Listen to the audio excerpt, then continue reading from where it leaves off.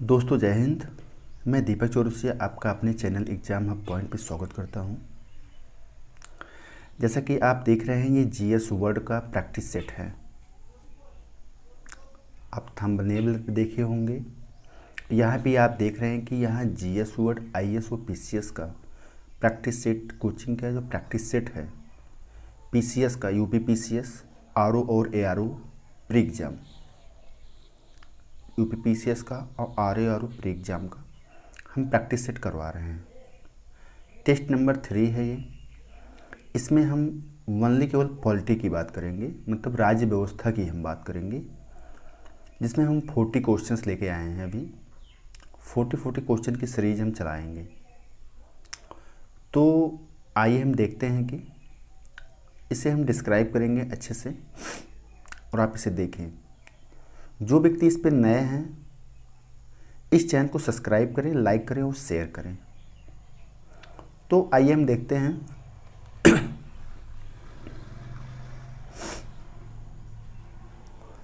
Question number 1 कह रहा है, सॉरी थोड़ा सा हम जूम कर लेते हैं। थोड़ा सा जूम करके चलते हैं, ठीक है, यही क्वेश्चन पे। क्वेश्चन नंबर 1 कह रहा है कि किस अधिनियम में भारत में संघीय न्यायालय की स्थापना का उल्लेख था। तो संघीय न्यायालय की जो स्थापना, जैसे हमारा जब संविधान बना उसके पहले कुछ रेगुलेटिंग एक्ट, बहुत सारे एक्ट बनाए गए थे। जैसे भारतीय परिषद अधिनियम 1892, रेगुलेटिंग एक्ट 1973, भारत सरकार अधिनियम 1935, चार्टर्ड एक्ट 1833। यहाँ तक कि भारत संविधान अधिनियम 1935 के एक छोटा संविधान भी कहा जाता है, क्योंकि आज भी यहाँ से काफ़ी चीज़ें ली गई हैं 1935 के अधिनियम से। तो जो ये संघीय न्यायालय की जो स्थापना हुआ था वो भारत सरकार अधिनियम 1935 के ही तहत था। ऑप्शन सी हमारा आंसर होगा, भारत सरकार अधिनियम 1935।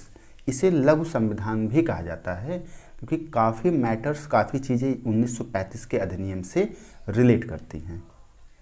ओके, आप देखते होंगे रेगुलेटिंग एक्ट 1773 के तहत, इसके तहत भारत में सर्वप्रथम उच्चतम उच्च न्यायालय की स्थापना जो किया गया था, जिसके मुख्य न्यायाधीश एलिजा एम्पे थी। कौन थे? एलिजा एम्पे। ये रेगुलेटिंग एक्ट 1773 के तहत ही हुआ था और स्थापना हुआ था 1774 में, ठीक है। और जो संघीय न्यायालय की जो स्थापना हुआ था, आप समझिए, ये संघीय न्यायालय की जो स्थापना हुआ था ये 1 अक्टूबर, आप डेट याद कर सकते हैं, 1 अक्टूबर 1937 में हुआ था। संघीय न्यायालय की स्थापना 1 अक्टूबर 1937 को हुआ था, एक्ट 1935 के तहत। और इसके संघीय न्यायालय के जो प्रथम मुख्य न्यायाधीश थे उनका नाम था सर मॉरिस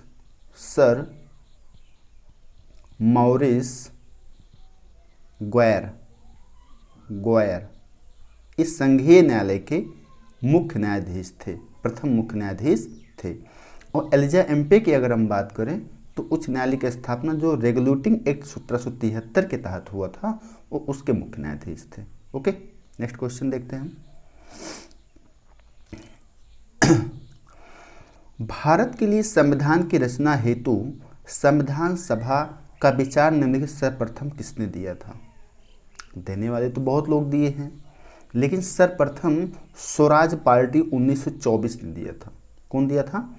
स्वराज पार्टी 1924। मतलब आपको संविधान सभा का विचार सर्वप्रथम इन्होंने ही दिया था। और ये कब दिया था? रांची में एक संविधान अधिवेशन हुआ था। कहाँ पर?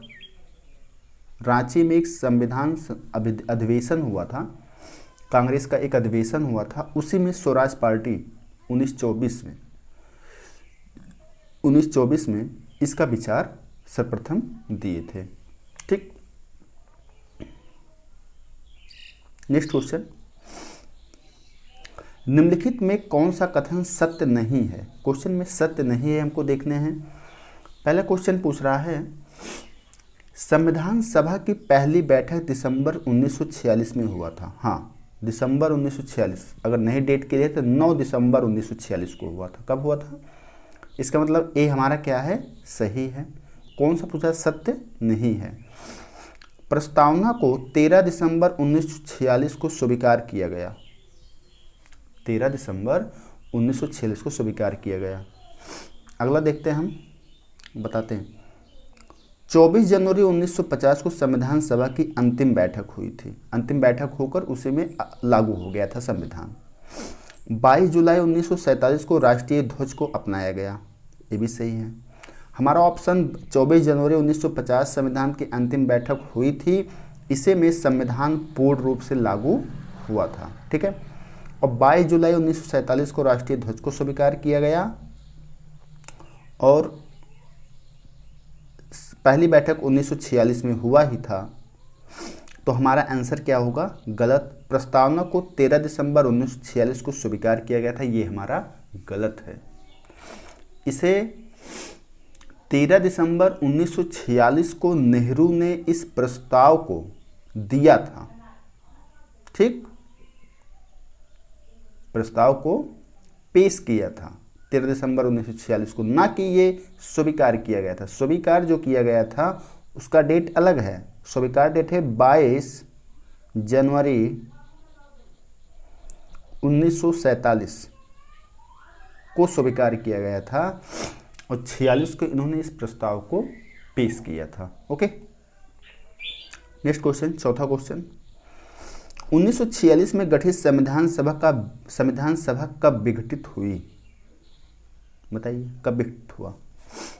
भाई हमारा संविधान जब बन जाएगा तब विघटित होगा, तब विघटित होगा। संविधान सभा कब विघटित हुआ था? 1946 गठित संविधान सभा कब विघटित हुई थी? ये हुआ था अप्रैल 1952 में। हमारी संविधान सभा कब विघटित हुई? 1952 में। Next question,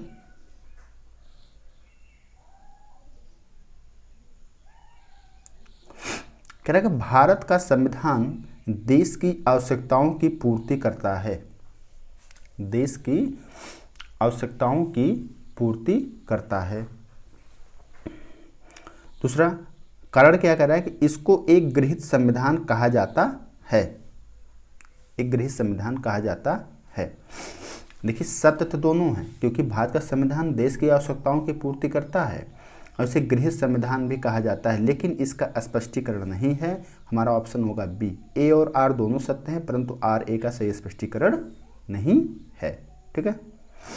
next question, question number 6। Bharat में समवर्ती सूची का प्रावधान लिया गया है। भारत में समवर्ती सूची का प्रावधान लिया गया है। सूची 3 प्रकार की होती है। एक होती है संघ सूची, एक होती है राज्य सूची, एक होती है समवर्ती सूची।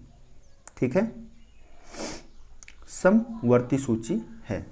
आप ये जानते होंगे कि सूची का गठन, मतलब सूची के बारे में कहाँ दिया गया है? ये अनुसूची में दिया गया है। किस अनुसूची में है? ये तीनों सूचियाँ जो हैं या अनुसूची 7 में है। अनुसूची 7 में तीनों सूचियों का गठन किया गया है। तीनों सूची उसमें इंक्लूड हैं, शामिल हैं समवर्ती सूची में। सॉरी, सूची 7वीं अनुसूची में तीनों हैं। संघ पर केवल केंद्र जो है कानून या नियम बनाता है, इस पे राज्य बनाता है। समवर्ती सूची के अंतर्गत दोनों में आते हैं। ठीक है, दोनों आते हैं।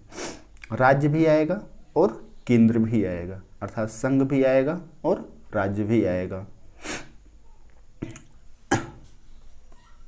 तो पूछ क्या रहा है क्वेश्चन? अब देखो, इतनी चीज समझ लिए हम। भारत में समवर्ती सूची का प्रावधान लिया गया है, तो यह लिया गया है ऑस्ट्रेलिया के संविधान से।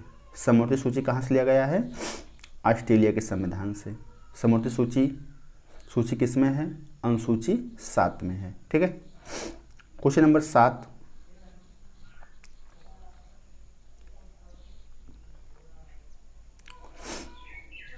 कह रहा है कि राज्यों के निर्माण का सही क्रम है, राज्यों के निर्माण का सही क्रम है।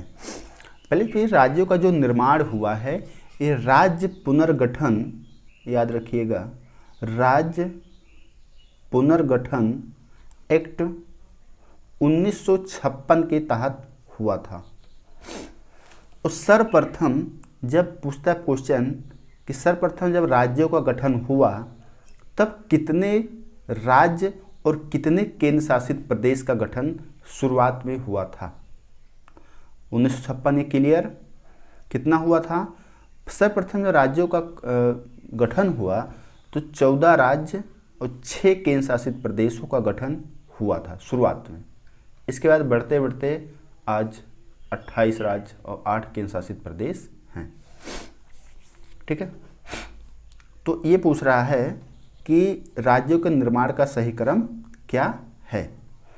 तो ये होगा, सबसे पहले आंध्र प्रदेश का गठन हुआ था, गुजरात का 1960 में हुआ, नागालैंड का हुआ, हरियाणा का हुआ। हमारा ऑप्शन क्या होगा? सी होगा। हमारा ऑप्शन क्या होगा? सी होगा। ठीक है,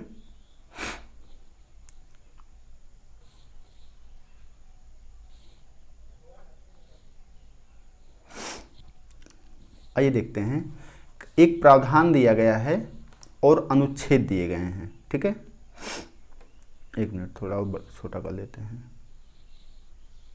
ठीक है, कह रहा है कि पाकिस्तान से भारत में प्रवर्जित किस अनुच्छेद क्या है? नागरिकों को अधिकारों का नियमन, भारतीय मूल व्यक्ति की नागरिकता, नागरिक के अधिकारों का निरंतरता। ठीक, अनुच्छेद 11, ये हमको क्या करना है? मिलाना है। तो इसमें पाकिस्तान से भारत का प्रवर्जित, ये होगा आर्टिकल 6, अर्थात ए का तीसरा आएगा। ये क्या आएगा? ए का तीसरा। आइए हम ऑप्शन देखते हैं। ए का तीसरा, ए का तीसरा, नागरिकों अधिकारों का नियमन, इसका होगा अनुच्छेद 11, अर्थात बी का 4, भारतीय मूल के व्यक्तियों की नागरिकता, ये होगा अनुच्छेद 8, और नागरिक अधिकारों की निरंतरता जो है अनुच्छेद होगा 10। ये नागरिकता के बारे में है, नागरिकता के बारे में यहाँ पर दिया गया है। अनुच्छेद 5 से 11 तक नागरिकता के बारे में प्रावधान किया गया है। आइए नेक्स्ट क्वेश्चन देखते हैं हम।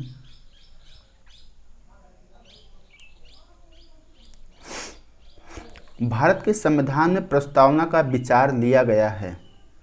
देखिए, प्रस्तावना में दो चीजें हैं। प्रस्तावना का एक तो विचार है, दूसरा एक भाषा है। दो क्वेश्चन यहाँ से बनते हैं, प्रस्तावना का विचार और प्रस्तावना की भाषा। तो जो प्रस्तावना का विचार हो या यूएस से अर्थात अमेरिका से लिया गया है, और प्रस्तावना की जो भाषा है वो ऑस्ट्रेलिया से लिया गया है। कहाँ से लिया गया है? ऑस्ट्रेलिया से लिया गया है। और बेसिक चीज़ आप जानिए कि मूल अधिकार, न्यायपालिका की स्वतंत्रता, पुनरावलोकन, राष्ट्रपति पर महाभियोग, उपराष्ट्रपति के पद, ये सभी सारी चीज़ें कहाँ से लिया गया है? अमेरिका से लिया गया है। कहाँ से लिया गया है? अमेरिका से लिया गया है। ठीक है,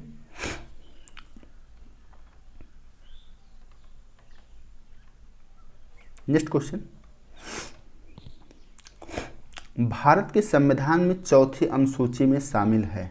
बताइए क्या है चौथी अनुसूची में शामिल?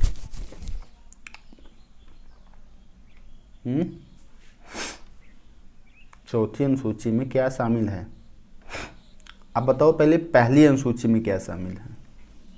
भारत राज्यों का संघ है।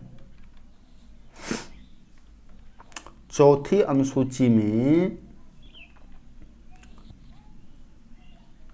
राज्यों वह केंद्र शासित प्रदेशों की राज्यसभा में प्रतिनिधित्व या आवंटन। राज्यों या केंद्र शासित प्रदेशों व राज्यों में प्रतिनिधित्व। अनुसूची 3 में क्या है? शपथ है। क्या है? शपथ। विभिन्न उम्मीदवारों द्वारा ली जाने वाली शपथ, ये अनुसूची 3 में आएगा। जनजातीय क्षेत्रों के प्रशासन और नियंत्रण, ये अनुसूची 5 और 6 में है। एस टी के लिए प्रशासन में एक अलग प्रावधान किया गया है, वो अनुसूची 5 और 6 में है। नेक्स्ट देखते हैं क्वेश्चन। तो हमारा इसका आंसर क्या हो गया? डी। ऑप्शन क्या होगा इसका? डी हो गया। चौथी में क्या है? आवंटन है या प्रतिनिधित्व है। क्वेश्चन नंबर 11, वे कौन से मूल अधिकार हैं जो केवल भारतीय नागरिकों को प्राप्त हैं, विदेशियों को नहीं प्राप्त हैं? अनुच्छेद 15, अनुच्छेद 16, अनुच्छेद 19, अनुच्छेद 29, अनुच्छेद 30। ये भारतीयों को प्राप्त हैं लेकिन विदेशियों को प्राप्त नहीं है। जैसे 19 में आपको बोलने की स्वतंत्रता दी गई है, वाक्य की स्वतंत्रता दी गई है। ये सब केवल भारतीय नागरिकों को प्राप्त हैं, विदेशियों को नहीं प्राप्त हैं। ठीक है, अनुच्छेद ऑप्शन डी होगा।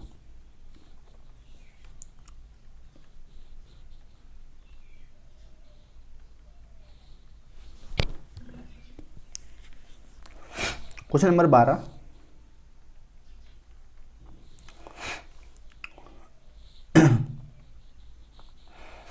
भारत में अस्पृश्यता का निवारण निम्न में से किन उपायों द्वारा किया जा सकता है?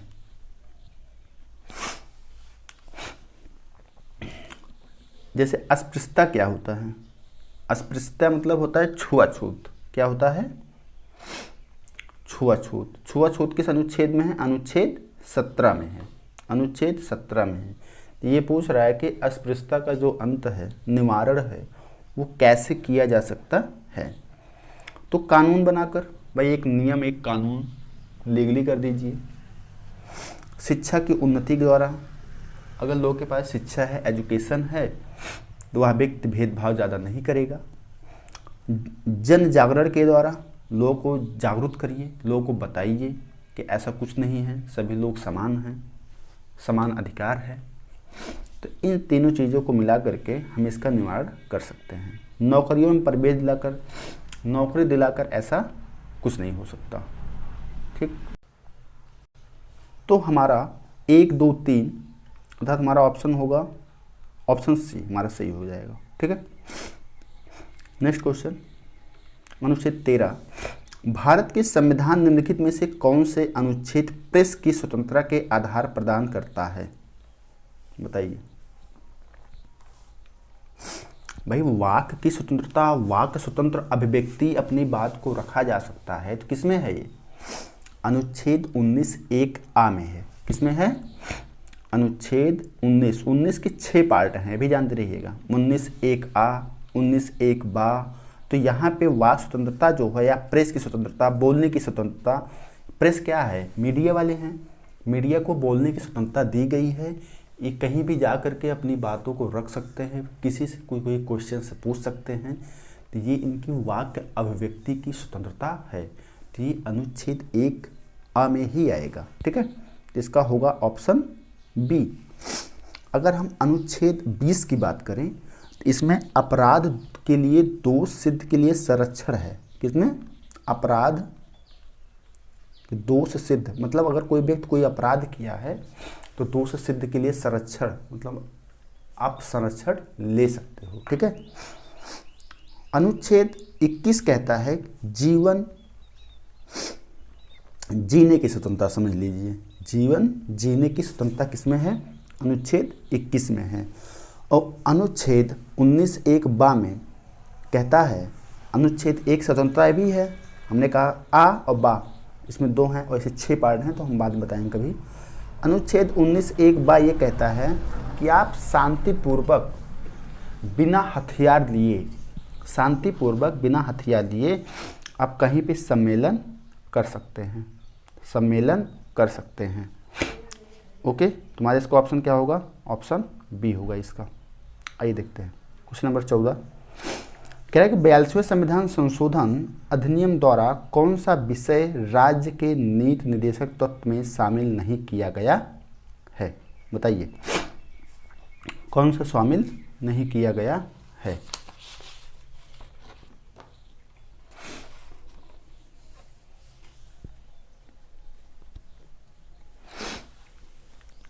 नीति निर्देशक तत्व में शामिल नहीं किया गया है। बच्चों के स्वस्थ विकास के लिए अवसर सुनिश्चित करना, क्या है ये? शामिल है भाई, स्वस्थ विकास के लिए अवसर सुनिश्चित किया जाएगा राज्य सरकार द्वारा। उद्योगों के प्रबंधन में श्रमिकों की भागीदारी सुनिश्चित किया जाएगा, उद्योग में श्रमिकों की भागीदारी ली जाएगी, यह राज्य का कर्तव्य है। यही है नीति निर्देशक तत्व। लेकिन ये नहीं पूछ रहा है। तो पोषण स्तर में जीवन स्तर को ऊंचा करना, जीवन स्तर को ऊंचा करना, पोषण स्तर और जीवन स्तर को ऊंचा करना, न्याय को बढ़ावा देने हेतु गरीबों को मुफ्त कानूनी सहायता, ये भी सही है। डी, हमारा ऑप्शन सी नहीं सही है। भाई पोषण स्तर और जीवन स्तर को ऊंचा तो व्यक्ति खुद कर सकता है, खुद करे, उसको केवल दिया जा सकता है कि आप सहयोग किया जा सकता है, उठाया नहीं जा सकता। न्याय को बढ़ावा देने, गरीबी को मुफ्त कानूनी सहायता, मुफ्त कानूनी सहायता। तो ये जो है कानूनी सहायता, ये है हमारे संविधान में ये उल्लेख है। अगर कोई व्यक्ति गरीब है और उसका कोई मैटर कोर्ट में है, अगर उसके पास वकील नहीं है तो गवर्नमेंट उसे वकील का खर्चा देगा। ठीक, नेक्स्ट क्वेश्चन देखते हैं, क्वेश्चन नंबर 15। भारतीय संसदीय प्रणाली ब्रिटेन की संसदीय प्रणाली से इस बात से भिन्न है कि भारत में न्यायिक पुनर्विलोकन की प्रणाली है। भाई भारत में संसदीय प्रणाली और ब्रिटेन की संसदीय प्रणाली में भिन्न यह है कि यहाँ पे न्यायिक पुनर्विलोकन है, वहाँ पे न्यायिक पुनर्विलोकन नहीं है। बस ये हमारा आंसर होगा।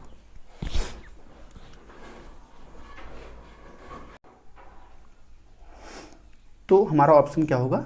ए होगा। नेक्स्ट क्वेश्चन देखते हैं।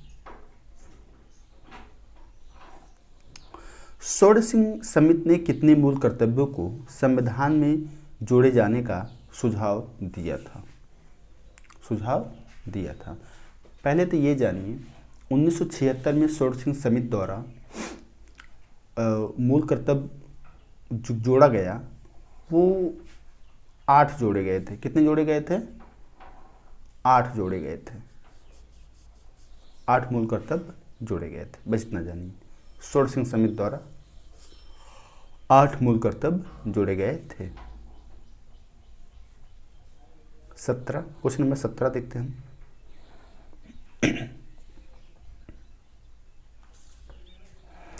प्रारंभिक शिक्षा का अधिकार, संवैधानिक उपचारों का अधिकार, अल्पसंख्यकों को शिक्षा संस्थानों में अधिकार, प्राण दैहिक स्वतंत्रता किसमें है?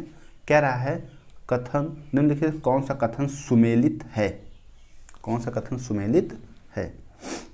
तो इसमें अल्पसंख्यकों के शिक्षा संस्थानों की स्थापना एवं प्रशासन का अधिकार, यही सम्मिलित है। अनुच्छेद 30 है इसमें, वो ऑप्शन हमारा सी हो जाएगा। अनुच्छेद जो 20 है वो गलत है। यहाँ पे है अपराधों के लिए दोष सिद्ध संरक्षण। क्या है? अपराधों के लिए दोष सिद्ध संरक्षण है। और 19 आप जान रहे हैं वाक की स्वतंत्रता। 19 जो है ये वाक की स्वतंत्रता है। संवैधानिक उपचारों का जो ये अधिकार है ये अनुच्छेद 32 में है। किस में है? अनुच्छेद 32 में है। बस इतना समझते रहिए। Next question, question number 18। कह रहा है निम्नलिखित कथनों पर ध्यान दीजिए। देश की रक्षा करें तथा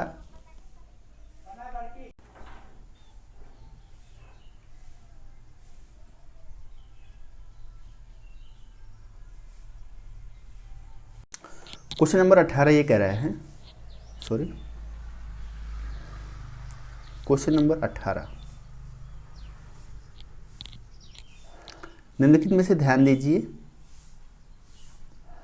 पहला है ऑप्शन, देश की रक्षा तथा करे राष्ट्र की सेवा, ज्ञानार्जन तथा सुधार की भावना में विकास, पर्यावरण का संरक्षण तथा वन्यजीव की रक्षा, राष्ट्रीय महत्व के स्मारकों का संरक्षण। कौन सा ये इसमें कह रहा है मूल कर्तव्य में है? तो पहला और दूसरा ये दोनों मूल कर्तव्य में आते हैं, तो ऑप्शन बी होगा। जो ये पर्यावरण वन्यजीव संरक्षण है, वन्यजीव की रक्षा कह रहा है, ये अनुच्छेद 48A में है। किसमें है? अनुच्छेद 48A में है। क्वेश्चन नंबर 19, संविधान के किस अनुच्छेद के अंतर्गत राज्य के विधानसभाओं में अनुसूचित जातियों जनजातियों के लिए आरक्षण का प्रावधान है? क्वेश्चन नंबर 19 कह रहा है कि किसमें आरक्षण का प्रावधान है? तो ये आरक्षण का प्रावधान है अनुच्छेद 332 में। अनुच्छेद 332 में SC ST के आरक्षण का प्रावधान है। अनुच्छेद जो 341 है, इसमें SC की जो है पहचान की आरक्षण करता है, अनुच्छेद 341। ठीक है, तुम्हारा ऑप्शन इसमें क्या होगा? Option C. क्वेश्चन नंबर 20, कोई भी व्यक्ति उपराष्ट्रपति निर्वाचित हो सकता है यदि वह किसी भी सदन की अर्हता रखता है। कारण कह रहा है कि उपराष्ट्रपति राज्यसभा का पदेन सभापति होता है। इसमें होगा क्या, थोड़ा करते थोड़ा से, कि राष्ट्रपति जो है राज्यसभा का पदेन सभापति, उपराष्ट्रपति ही राज्यसभा का पदेन सभापति होता है, जिसे सभापति कहते हैं, जिसे क्या कहते हैं? सभापति कहते हैं। और वही व्यक्ति क्या होता है? उपराष्ट्रपति भी होगा। ये 2 पोस्ट संभालता है, इतना जानते रहिए। अब हमारा इसमें कह रहा है सही कौन सा है? तो आर तो सही है, लेकिन कोई भी व्यक्ति उपराष्ट्रपति निर्वाचित हो सकता है, ऐसा बात नहीं है। ऐसा ए गलत है।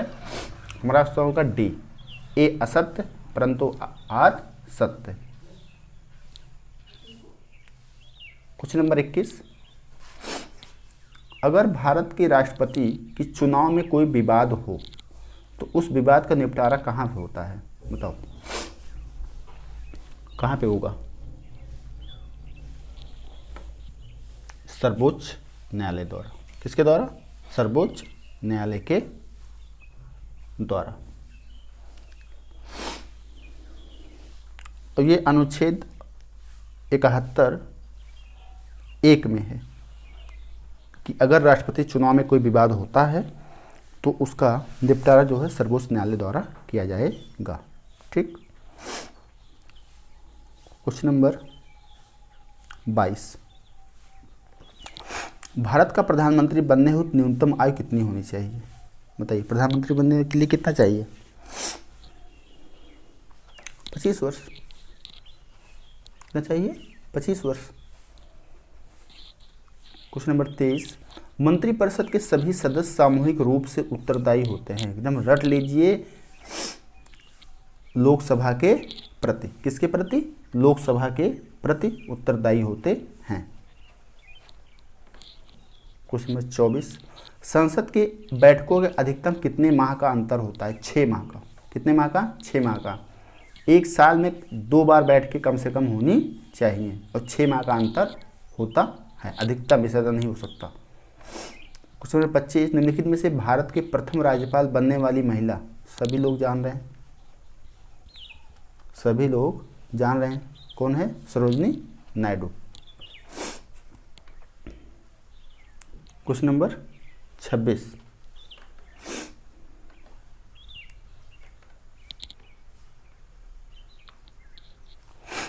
कह रहा है कि भारत के प्रधानमंत्री उनके कार्यकाल के अनुसार सही क्रम बताइए। तो चरण सिंह जो है 79-80 में थे, इसमें है चरण सिंह, एक इसमें है, एक इसमें है। इसके बाद बीपी सिंह है 1989 में, चंद्रशेखर उसके बाद हैं 1990-91 में, देवगौड़ा हैं 1996 और 97 में। हमारा ऑप्शन क्या होगा? बी होगा। क्वेश्चन नंबर 27, भारत सरकार को कानूनी विषयों पर कौन परामर्श देता है? जैसे हमारा भारत सरकार है, तो कोई कानून का मैटर जब होता है तो उस कानून के मैटर पर उसको सलाह देते हैं लोग। तो कौन सलाह देगा बताइए, कौन सलाह देगा? महान्यायवादी, ऑप्शन सी। किस अनुच्छेद में है इनका? 76 में है। और नियंत्रणामालिका परीक्षक, जिसे हम कैग कहते हैं, यह अनुच्छेद 148 में है। ठीक है, अनुच्छेद 148 में है। अनुच्छेद 76 में महान्यायवादी हैं, जो कि भारत सरकार कानूनी विषयों पर परामर्श देते हैं। क्वेश्चन नंबर 28, 71वें संविधान संशोधन द्वारा 8वीं अनुसूची में कौन सी 3 भाषाएं जोड़ी गई थीं? पहली चीज़ ये जानिए कि स्टार्टिंग में, शुरुआत में केवल 14 भाषाओं को दर्जा प्राप्त था। पूछता है मूल कितने भाषाओं को दर्जा दिया गया था? 14 भाषाओं को दर्जा दिया गया था। फिर 71वें संविधान संशोधन के द्वारा 3 भाषाएं जोड़ी गई, कोंकणी, नेपाली और मणिपुरी। ये पूछता है किस संविधान संशोधन द्वारा, कभी कभी पूछ लेता है। तो 71वें संविधान संशोधन द्वारा जोड़ी गई 3 ये, तो 14, 15, 16, 17, फिर 18, 19, 20, 21, 22, 5 और जोड़ी गई हैं। 1992 के द्वारा जोड़ा गया था। ठीक है, नेक्स्ट क्वेश्चन देखते हैं हम। भारत में मानवाधिकार संरक्षण अधिनियम कब लागू हुआ था? भारत में मानवाधिकार संरक्षण अधिनियम कब लागू हुआ था? तो ये हुआ था 1993। फैक्ट रट लीजिए। ठीक है, 1993 मानव अधिकार संरक्षण अधिनियम लागू हुआ था। क्वेश्चन नंबर 30, मुख्य निर्वाचन आयुक्त के बारे में कौन सा कथन असत्य है? क्या पूछ रहा है? असत्य पूछ रहा है। इसका कार्यकाल 6 वर्ष का होता है। यह 70 वर्ष की आयु तक अपने पद पर रह सकता है। सेवानिवृत्ति के बाद अन्य नियुक्तियों पर रोक नहीं है। इनके हटाने का तरीका उच्चतम न्यायालय के न्यायाधीशों के समान है। ये भी सही है। सेवानिवृत्ति के बाद अन्य नियुक्तियों की रोक नहीं है, कोई भी नियुक्त हो सकता है सेवानिवृत्ति के बाद। कार्यकाल 6 वर्ष का होता है, लेकिन 70 वर्ष तक आयु तक नहीं रह सकता। ये रह सकता है 65 वर्ष की आयु तक। कितना? 65 वर्ष तक आयु तक रह सकता है। धन विधेयक के बारे में कौन सा कथन असत्य है? तो सबसे पहले ये जानिए कि जो धन विधेयक होता है किस अनुच्छेद में है? तो धन विधेयक अनुच्छेद 110 में है। ये पहले जानिए, धन विधेयक किस में है? अनुच्छेद 110 में है। दूसरी चीज़ और जानिए कि धन विधेयक के बारे में लोकसभा का अंतिम निर्णय होता है। किसका? लोकसभा का अंतिम निर्णय होता है। अब यह राष्ट्रपति की सिफारिश पर प्रस्तुत होता है। इतनी बातें आप जान लीजिए। अब आइए क्वेश्चन के आंसर देखते हैं। इसके अध्यक्ष के प्रमाणन की जरूरत होती है। इसे राज्यसभा अधिकतम 14 दिन तक रोक सकती है। राज्यसभा कुछ संशोधन या सिफारिश कर सकती है। लोकसभा में अस्वीकृति होने पर त्यागपत्र देना पड़ता है। ऐसा कुछ नहीं है। ये भी सही है। क्या पूछ रहा है? कौन सा असत्य है? राज्यसभा कुछ संशोधन या सिफारिश कर, राज्यसभा इसमें कुछ नहीं कर सकती। धन विधेयक में राज्यसभा कुछ भी नहीं कर सकती। क्यों? सिफारिश प्रस्तुत होता है, लेकिन वैसे कुछ कर नहीं सकती। संशोधन तो कर ही नहीं सकती। 14 दिन में रोक सकती है, लेकिन उसके बाद कुछ नहीं कर सकती। इसका मतलब ऑप्शन क्या हो जाएगा? हमारा सी हो जाएगा। दोनों सदनों के संयुक्त बैठक का प्रावधान किस अनुच्छेद में है? बताइए। अनुच्छेद 32, अनुच्छेद 108 में। किसमें है? अनुच्छेद 108 में। जब कोई समस्या होता है, जैसे किसी विधेयक पर समस्या आती है, दिक्कत होता है, तो राष्ट्रपति क्या करता है? संयुक्त अधिवेशन बुलाता है। राष्ट्रपति संयुक्त अधिवेशन क्या करता है? बुलाता है। लेकिन पूछता है अध्यक्षता कौन करेगा? तो लोकसभा अध्यक्ष करेगा। लोकसभा अध्यक्ष करेगा।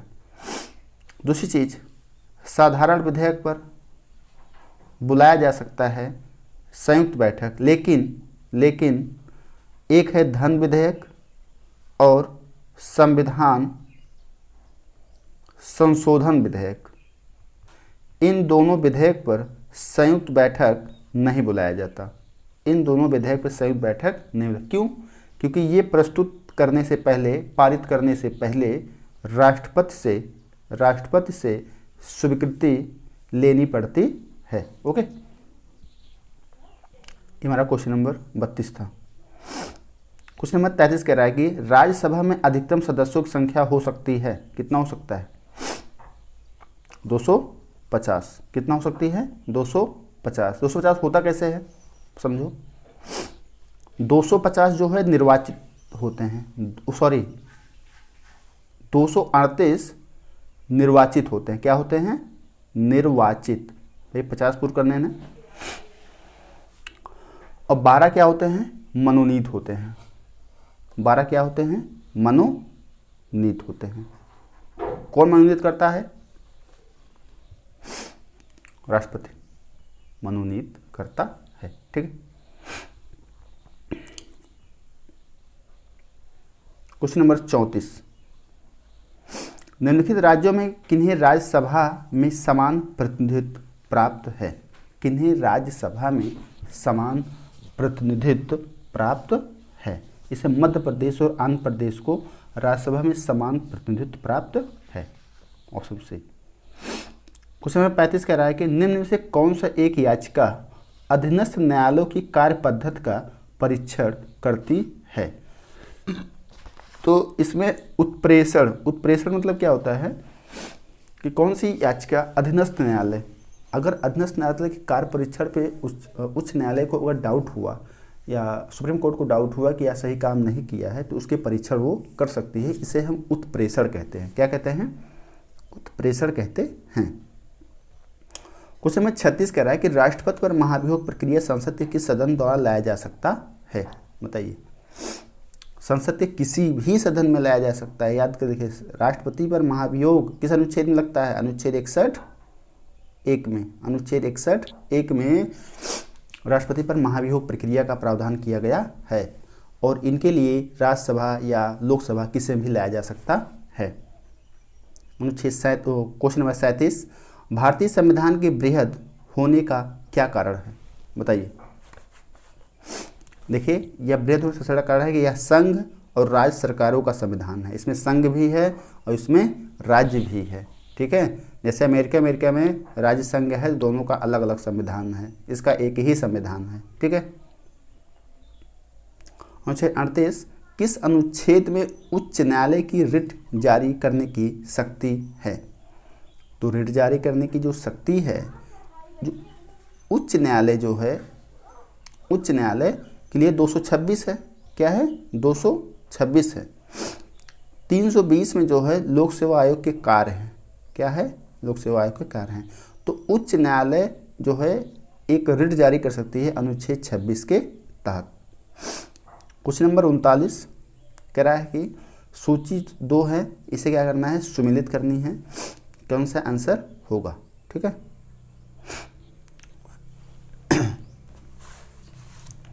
अनुच्छेद 78, अनुच्छेद 74, अनुच्छेद 75, अनुच्छेद 131। अनुच्छेद 78 में ये कहा गया है कि राष्ट्रपति के संबंध में प्रधानमंत्री का कर्तव्य। अनुच्छेद 78 में राष्ट्रपति को जानकारी देने के संबंध में पीएम का एक कर्तव्य है कि कोई भी चीज़ हो उसके बारे में वो राष्ट्रपति को बताएं। अनुच्छेद 74 में मंत्रिपरिषद द्वारा राष्ट्रपति को सहयोग दिया जाता है। अनुच्छेद 74 में। अनुच्छेद 75 जो है या उसके प्रति उत्तरदायी है। ठीक है, कि प्रधानमंत्री मंत्रिपरिषद का गठन है। और अनुच्छेद 131 सर्वोच्च न्यायालय, उच्चतम न्यायालय का क्षेत्राधिकार है। तो हमारा ऑप्शन इसमें हो जाएगा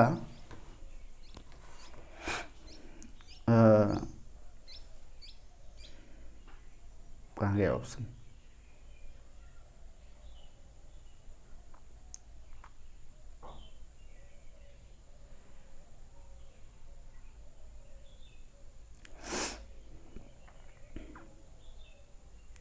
ए का क्या था, कितना कहाँ गया,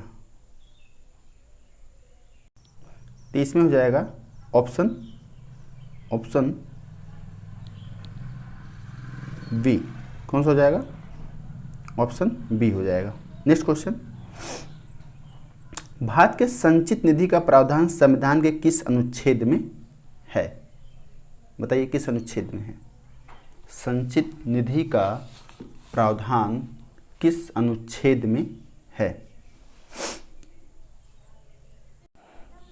अनुच्छेद 266। क्या है? अनुच्छेद 266 में संचित निधि का प्रावधान किया गया है।